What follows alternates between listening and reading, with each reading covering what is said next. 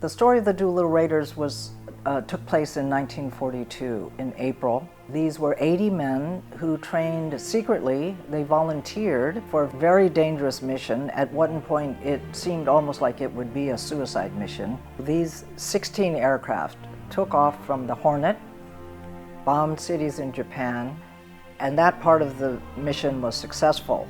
But the rest of it didn't go actually according to plan. They all either crash landed or bailed out over China because they didn't have enough fuel. Many of them survived because they were helped by ordinary grassroots Chinese farmers, fishermen, peasants, and some military. And my father was one of those. A relation of mine called Dr. Stanley Babington founded a hospital in a very small place in eastern China called Linhai in 1901, which became very important to the Doolittle Raiders nearly 50 years later. It was in that hospital that many of the Doolittle Raiders rested and recuperated after their crash landings. The hospital fell into disrepair for many years, but has recently been restored beautifully to its original state.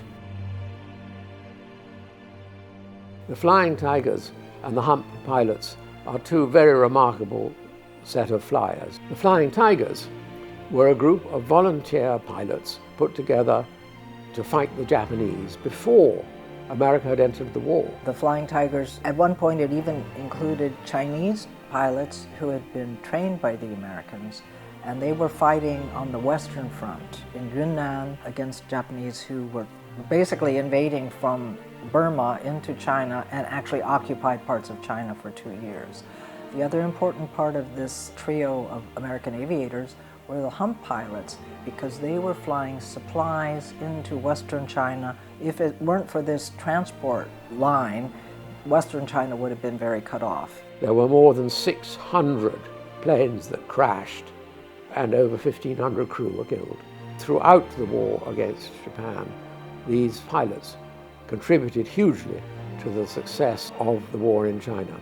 80 years have passed, and the primary generation has almost all become very old or already passed away. The big lesson to take away from this program is, as in all world wars, lest we forget. At that time, China and the US and the West were allies fighting a common enemy.